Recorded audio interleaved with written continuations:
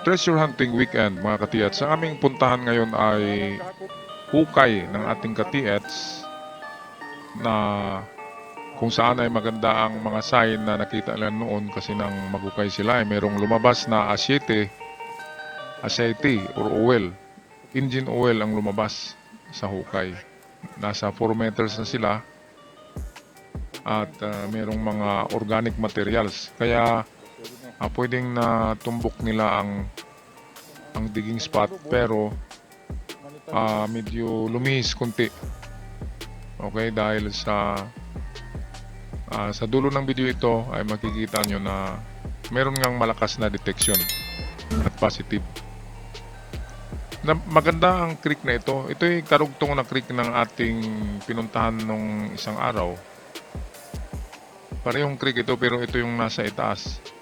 At merong century-old bamboo dito. At meron siyang mga trail markers sa mga bato. So, pwede ngang meron talagang treasure dito. So, ito sa malapit dito ang kanilang hukay. Dito lang yun. Ayan. Yan ay mga 1 taon na yata yan na nandyan. Nahukay at maganda dahil merong lumabas na oil. Aseite.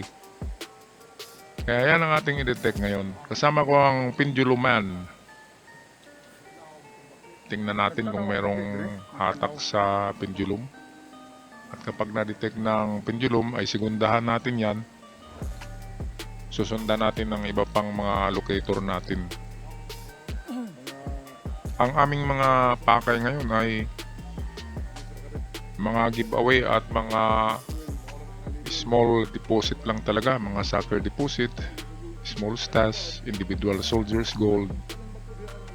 Ganyan lang kasi hindi tayo gagasto ng malaki dyan. At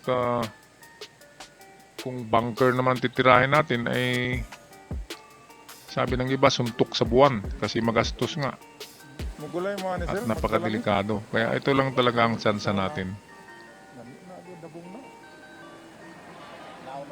Ang paghanap ng mga mababaw na kayang maabot ng ating mga gamit. Okay, so merong hatak. Hinatak yung pendulum papunta doon sa hukay. So ngayon ay i-angle yan ni pendulum, i-angle para malaman kung saan banda. So bandang itaas sa kanilang tunnel, ang toro ay bandang itaas, 1 metros lang, 1 metro. 1 metro lang ang paglihis. Okay, so ito yun, no?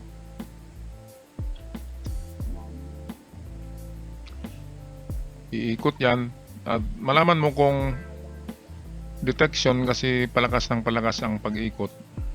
Pero kapag wala ay hihinto ang ikot.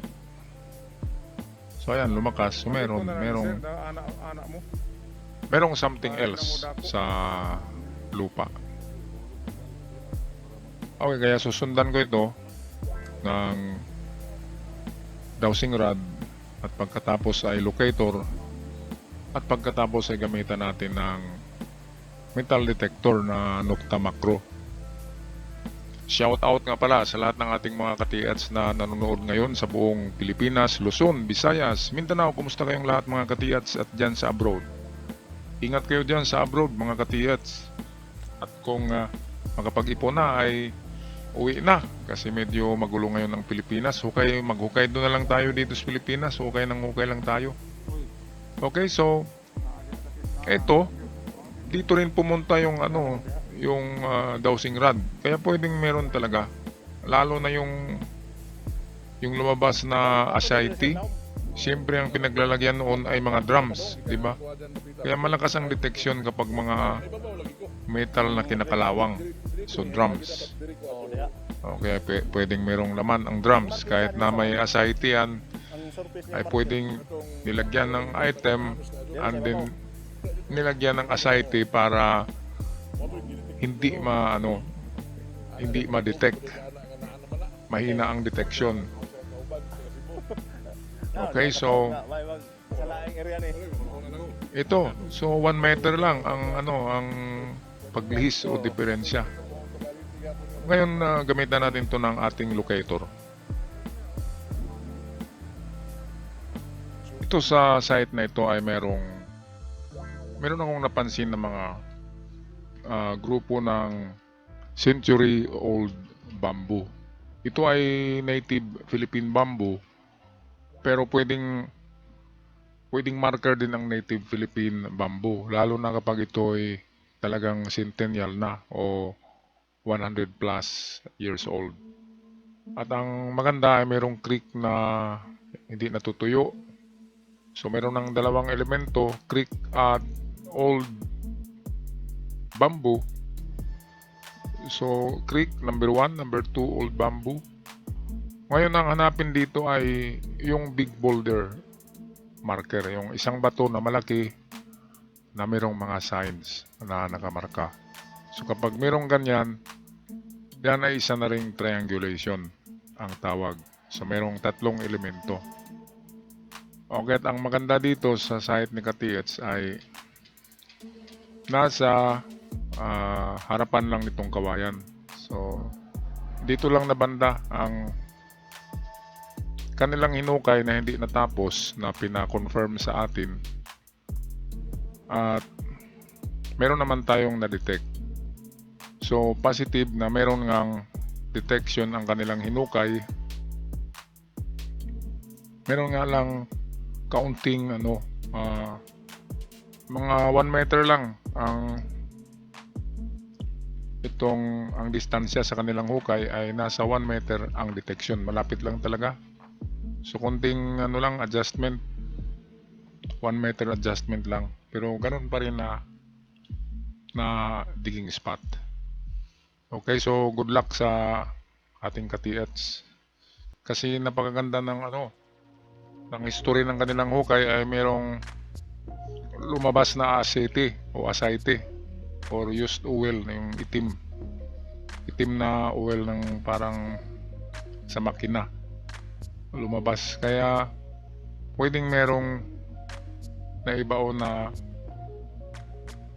sabihin natin pwedeng merong truck na ibinaon dyan na kung saan yung oil ng makina ay lumabas na, or pwede rin na meron ngang ginamit na drum of oil, kasi minsan ang mga Hapon ay yung drum ng oil ay nilagyan nila yan ng mga item kasi kulay itim siya, at winilding muli kapag nalagay na yung mga item, i-welding muli yung takip ng drum, at akalain ng magkahukay noon na oil lang yun, pero yun pala merong laman.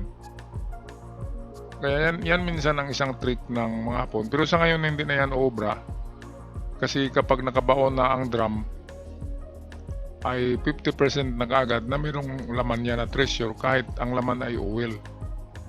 Nasa bottom ng hindi naman pinupuno ang isang drum, hindi ang pinupuno ng sabihin natin ng ginto, ng load, para hindi halata ay yun nga nilagyan ng used oil bago winilding muli ang takip. Okay, patuloy tayo. Okay, so ang locator natin ay eksaktong dito lumiko sa papunta sa kanilang hukay ng ating Ka-TH. Meron na silang hinukay dyan na umabot na yan sa 4 meters. At malakas ang detection sa locator. So dito nga siya, ito na banda. Pero kanina sa ginamitan natin yan ng ating metal detector ay ang detection ay hindi ginto kundi metal. Kaya pwedeng yung lumabas na asite ay talagang nakalagay yun sa drums. At ang ang pag-asa diyan ay ang drums ay merong laman na ginto. So ito yung ginamit natin, merong ID ito, merong identification ito na detector Nocta Macro GeoLED system. Ayan. So malaman mo kung precious kasi meron siyang button sa gilid na pipindutin yan, no? At pag nalabas diyan na precious ay pwedeng mga ginto. Pero dahil metal ay pwedeng talagang mga metal ang nakabaon diyan, pwedeng yung mga drums na merong laman ng mga used oil o asyete. Kaya yun lang ang ating chance. Kapag may binaon na drums diyan, bakit naman magbaon ng hapon? Kung hindi importante, di ba? Dapat pabayaan lang nila sa ibabaw ng lupa yung mga drums. Kaya kapag ibaon ng 2-3 meters or 4 meters, mga importanteng bagay na yan. At pwedeng mga kayamanan. Okay, so meron akong napansin dito. Sa century-old bamboo ay meron mga merong mga labong na malalaki. Ang labong na malalaki ay matatamis yan. Matamis na klase ito. Kaya yan, amin yan iuwi. Kasi wala yan sa syudad. Ang meron sa syudad ng mga labong ay yung mga maliliit. From this to this. Ayan. So ayan, si pendulum mo mabilis. Okay, maraming salamat mga ka-TH. At hanggang sa muli, ako'y magpaalam na. God bless us all.